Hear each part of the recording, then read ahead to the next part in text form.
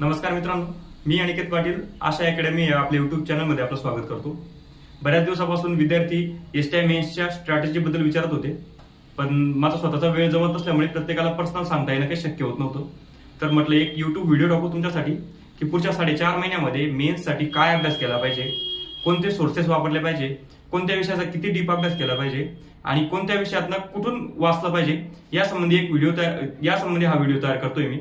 तर आपण या पुढच्या 10 ते 15 मिनिटात या सर्व गोष्टी डिस्कस करू. तर तुमचा जास्त वेळ न घेता आपण स्ट्रॅटेजीला सुरुवात करूया. तर आपण मेन्सच्या पेपरच्या स्वरूपाबद्दल थोडंसं बोलू.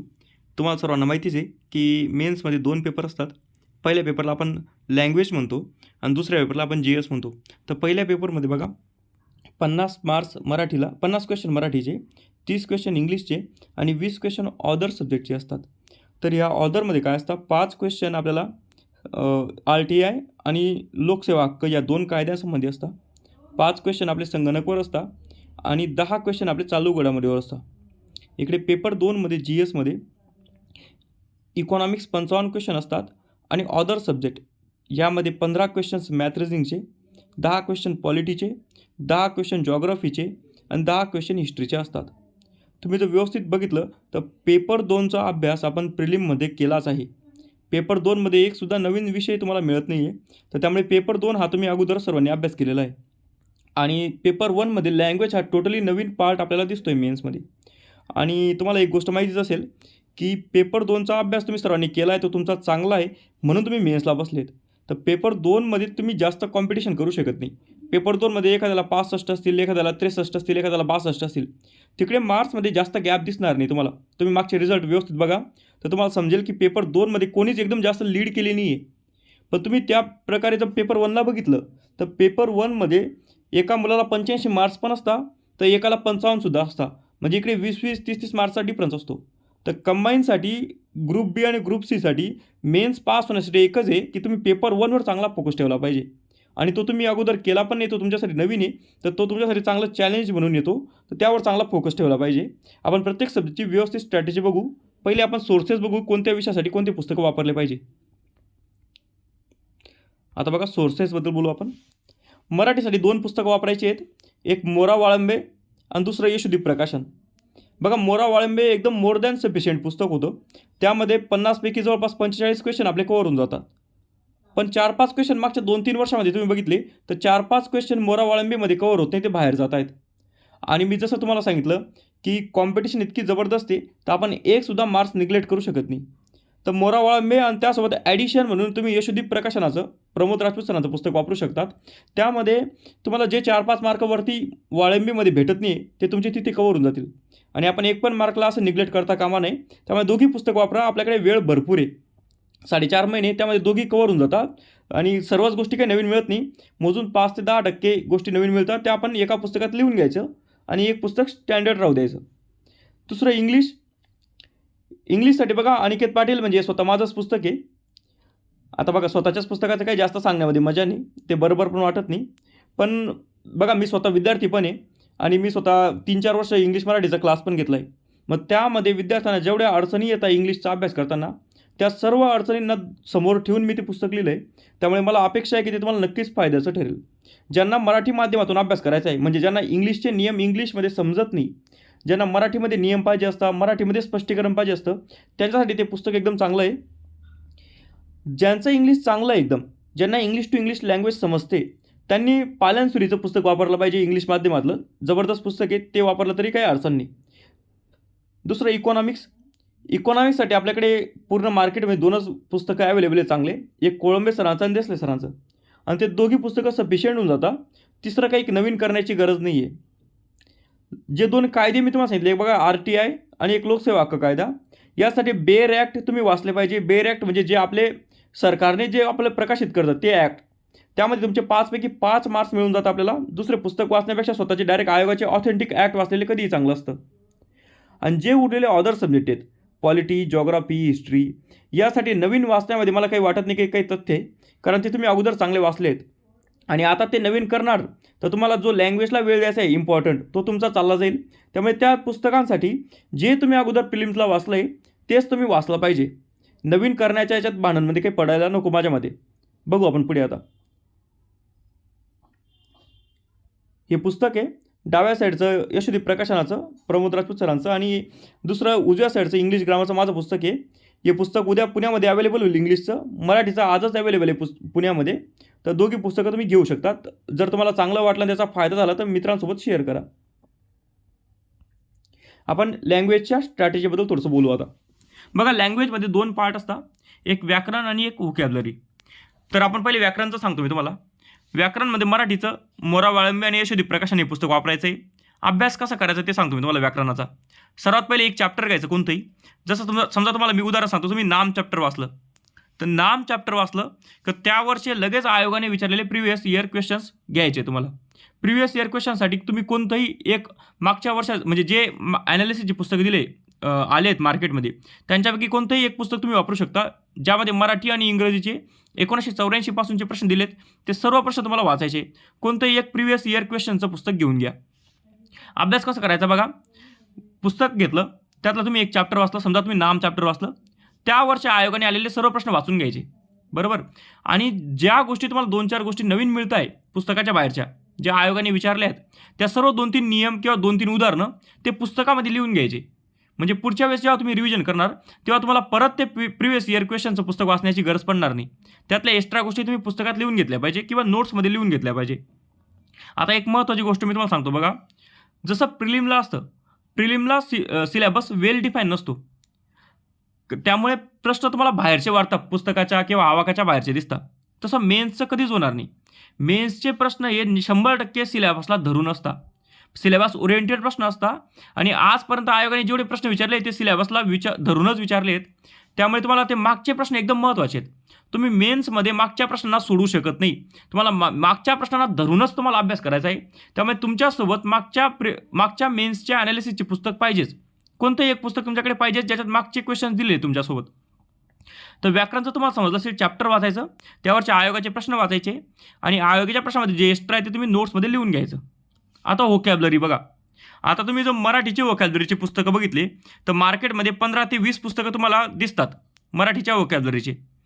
तर ते पुस्तकं वापरायच्या पहिले तुम्ही आयोगाचे सर्व आलेली व्होकॅब्युलरी पाठ केली पाहिजे. म्हणजे कसं असतं माहिती का, मराठीमध्ये जवळपास 15 क्वेश्चन असतात व्होकॅब्युलरीवर, शब्दसंग्रहावर. त्या 15पैकी 10 ते 12 क्वेश्चन तुम्हाला मागच्या प्रश्नांवरून जमून जातात. 10 ते 12 क्वेश्चन मागच्या प्रश्नावर जमून जातात. आणि नंतर ते वरचे 2-3 प्रश्नांचा विचार केला पाहिजे आपण. नाहीतर आपण चुकी काय करतो माहिती का, आपण मार्केटमधलं पुस्तक घेतो शब्दसंग्रहाचं, आणि ते शब्दसंग्रहाचं पुस्तक असतं 200 पेजेसचं. त्यामध्ये भरपूर म्हणी असतात, भरपूर वाक्प्रचार असतात, भरपूर समानार्थी शब्द असतात. आपण ते पाठ करत बसतो आणि जे आयोगाने विचारले तेच आपलं राहून जातं. मग ज्यामुळे जे 10 ते 12 मार्क फुकटचे आपले ते राहून जातात. तर माझ्या मते पहिले आयोगाचे प्रश्न पाठ केले पाहिजे व्होकॅब्युलरीसाठी, आणि नंतर दुसऱ्या पुस्तकाचा विचार केला पाहिजे. कारण तुम्हाला साधा फरक समजतोय, 12 ते 13 प्रश्न जर रिपीट होत आहे तर वरच्या 3-4 प्रश्नांचा विचार करण्यापेक्षा पहिले ते 12 ते 13 प्रश्न आपण कन्फर्म करणं महत्त्वाचं असतं.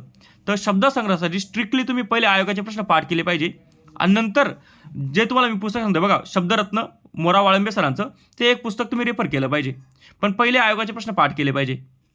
तसं इंग्लिशचं बघा, तुम्ही इंग्लिशमध्ये बघा, ग्रामरसाठी तुम्हाला सांगितलं मी, जर तुम्ही मराठीतून अभ्यास करताय तुम्ही माझं पुस्तक वापरू शकता, आणि जर तुम्ही इंग्रजीतून वाचताय तर तुम्हाला पाल्यांसुरीचं पुस्तक वापरता येईल, बरोबर.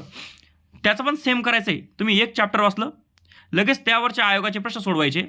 ज्या 2-3 गोष्टी तुम्हाला नियमाच्या बाहेरच्या दिसतील त्या तुम्ही पुस्तकामध्ये लिहून ठेवल्या पाहिजे.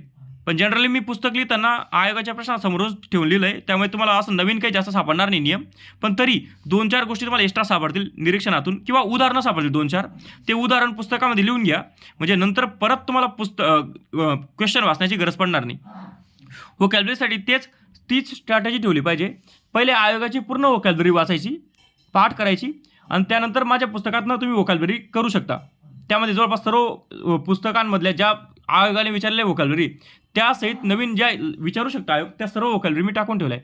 तर आणि तेच इतकं होऊन जाईल तर 4.5 महिन्यात तेच पाठ करत करत तुमचे महिने निघून जातील. तर त्यामुळे तुम्ही अगोदर आयोगाचे प्रश्न व्होकॅब्युलरी पाठ करा, त्यानंतर माझ्या पुस्तकातले व्होकॅब तुम्ही करू शकतात. आता बघा व्होकॅब्युलरीचा अभ्यास कसा करायचा. व्होकॅब्युलरी हा पूर्णपणे रट्टा मारण्याचा किंवा पाठांतराचा पार्ट आहे. तो व्होकॅब्युलरीसाठी 2 गोष्टी लक्षात ठेवा. व्होकॅब्युलरी लिहून पाठ करू शकता तुम्ही. पहिले तो व्होकॅब तुम्हाला समजली पाहिजे. दुसरं तुम्हाला ती लिहून तुम्ही पाठ करू शकता. आणि तिसरं तुम्ही मित्रासोबत ग्रुप डिस्कशन करू शकता, की रोज 10-15 शब्द डायरेक्ट समोरच्याला मित्राला बोलून सांगायचे. बोलल्याने आपल्या लक्षात राहून जातं आणि तो समोरचा जे बोलतो ते पण आपल्या कानामध्ये ऐकलेलं असतं आणि ते आपल्या मेंदूमध्ये फिट होऊन जातं. तर त्यामुळे तुम्ही व्होकॅब्युलरी हा GD म्हणून तुम्ही पण करू शकता. असं तुम्ही मराठी आणि इंग्लिशची व्होकॅब्युलरी आणि ग्रामरचा अभ्यास केला पाहिजे. पुढे बघू आपण इकॉनॉमिक्स. इकॉनॉमिक्ससाठी बघा, इकॉनॉमिक्ससाठी जवळपास पुस्तकांमध्ये 40-40, 50-50 प्रकरणं दिली आहेत. पण तुम्ही आपला सिलेबस बघायचा पहिले. जसं की मी तुम्हाला अगोदर सांगितलं आहे, मेन्सची परीक्षा सिलेबसच्या बाहेर जात नाही. तर पहिले सिलेबस बघायचा. सिलेबसमध्ये 5 टॉपिक दिलेत. त्या 5 टॉपिकच्या बाहेर वाचण्याची गरज नाही आहे. ते 5 टॉपिक कोळंबे सरांचं पुस्तक आणि देसले सरांचं पुस्तक दोघांमधून करून घ्यायचं.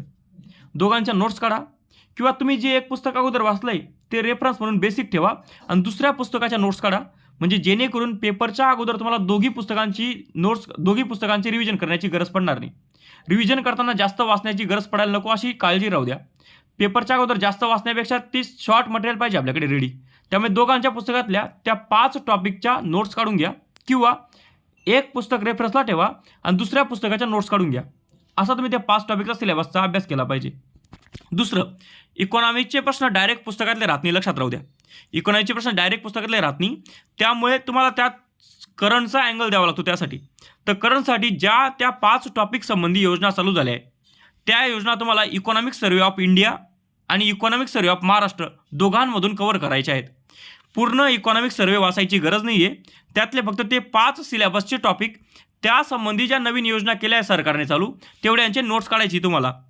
बघा, पहिले एवढी गरज पडायची नाही इकॉनॉमिक सर्व्हेची. पण तुम्ही मागची कंबाईनचा, आता ही कंबाईन झाली बघा 26 तारखेला, तिचा पेपर बघितला.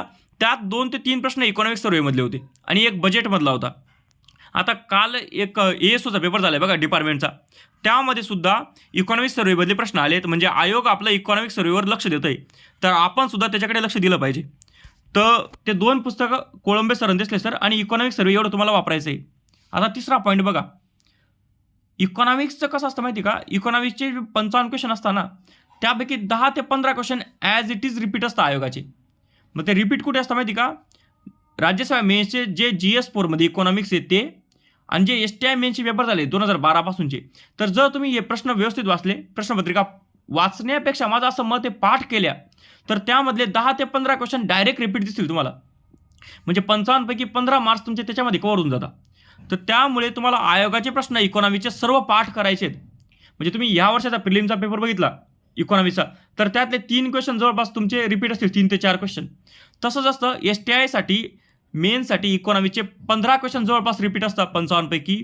तर आपण ते आयोगाचे प्रश्न आपले सुटायला नको.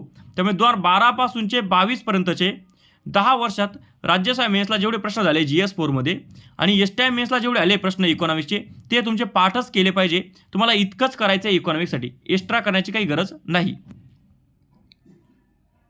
आता जे अदर सब्जेक्ट उरले त्यांच्याबद्दल बघा, पहिली लाईन अशी लिहिली मी की तुम्ही जे अगोदर वाचले तेच परत वाचायचं, नवीन वाचण्याच्या भांडणांमध्ये पडायचं नाही. पण जर तुम्ही नवीन वाचत असणार तर तुम्हाला सांगतो मी कोणते कोणते पुस्तक वापरले पाहिजे. भूगोलसाठी तुम्ही सौदी सरांचं पुस्तक वापरलं पाहिजे. इतिहाससाठी तुम्ही 2-3 पुस्तकं वापरले असतील माझ्या मते, तेवढी वाचण्याची गरज नाही आहे. प्रकाश गायकवाड सरांचा जो ठोकळा आहे त्यामधल्या इतिहासमध्ये सर्व व्यवस्थित नोट्स दिली आहे. तुम्ही तेवढी जरी वाचली तरी तुमचं कव्हर होऊन जातं इतिहास. जर तुम्ही राज्यघटना बघितली तर कोळंबे सरांचं पुस्तक, चालू घडामोडीसाठी मागच्या कोणत्याही 1 वर्षात आलेलं इयर बुक तुम्हाला रेफरन्स करायचं आहे. जे तुम्ही अगोदर वापरलं आहे प्रिलिमला तेच वापरा. आता संगणक हा बऱ्याच लोकांना विषय आहे की संगणक काय वाचायचं.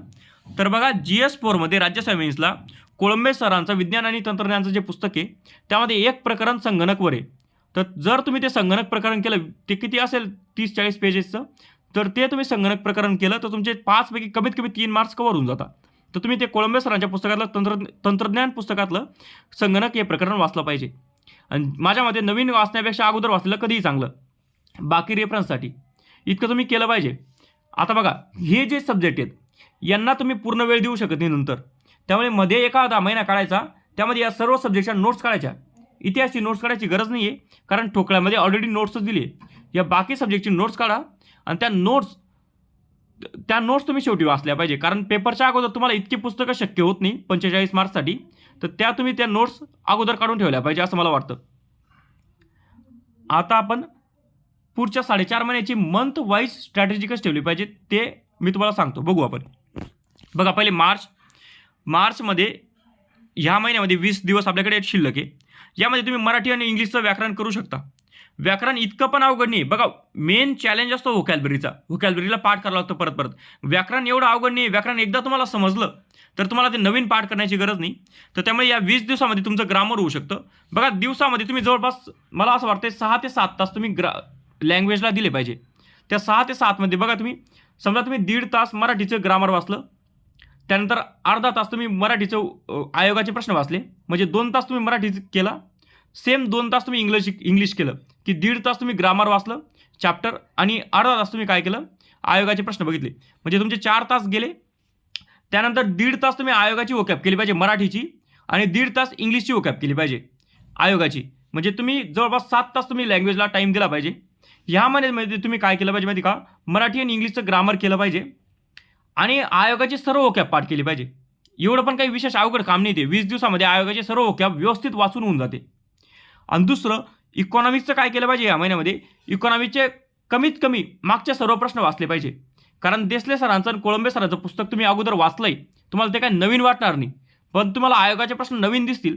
त्यामुळे तुम्ही ह्या महिन्यामध्ये आयोगाची सर्व वोकॅब आणि इकॉनॉमिक्सचे सर्व आयोगाचे प्रश्न पाठ केले पाहिजे आणि मराठी इंग्लिशचं ग्रामर एकदा व्यवस्थित वाचलं पाहिजे. आता तुम्ही पुढच्या महिन्यामध्ये आले बघा, वोकॅब तुमच्या आयोगाची पूर्ण झाली आहे, तर आता तुम्हाला एक्स्ट्रा पुस्तकातली वोकॅब करायची आहे. तर त्यासाठी तुम्ही मराठीचं शब्दरत्न पुस्तक वापरा आणि इंग्लिश वोकॅब तुम्ही माझ्या पुस्तकातनं केली तरी सफिशियंट होऊन जाईल. या 2 गोष्टी तुम्ही वोकॅबसाठी एप्रिलमध्ये केल्या पाहिजे. व्याकरणामध्ये जे टॉपिक तुमचे मार्चमध्ये राहून गेलेत ते टॉपिक तुम्ही एप्रिलमध्ये केले पाहिजे आणि बाकी सर्व टॉपिकची रिव्हिजन केली पाहिजे. आता इकॉनॉमिक्सचं बघा, तुम्ही आयोगाचे प्रश्न पाठ केलेत म्हणजे तुम्हाला एक गोष्ट समजते की कोणत्या गोष्टीवर किती फोकस करायचा आहे. तर त्यामुळे तुम्ही इकॉनॉमिक्सचे दोन्ही पुस्तकांचा अभ्यास केला पाहिजे एप्रिल महिन्यामध्ये. आणि ते सर्वे तो स्पेलिंग चुकली त्याची वाय राहून गेला आहे, तर जे इकॉनॉमिक्स सर्वे ते एप्रिल महिन्यामध्ये तुम्ही वाचले पाहिजे. कारण जोपर्यंत तुमची बेसिक अंडरस्टँडिंग होत नाही पुस्तकातली तोपर्यंत त्या सर्वेतल्या गोष्टी समजणार नाही कोणत्या, किंवा तुम्हाला सर्वेमधल्या कोणत्या गोष्टीवर फोकस करायचं हे समजणार नाही. त्यामुळे इकॉनॉमिक्स दोघी पुस्तकातनं करायचं एप्रिलमधनं आणि त्या इकॉनॉमिक्स सर्वे एप्रिलमध्ये पूर्ण व्यवस्थित वाचून घ्यायचा.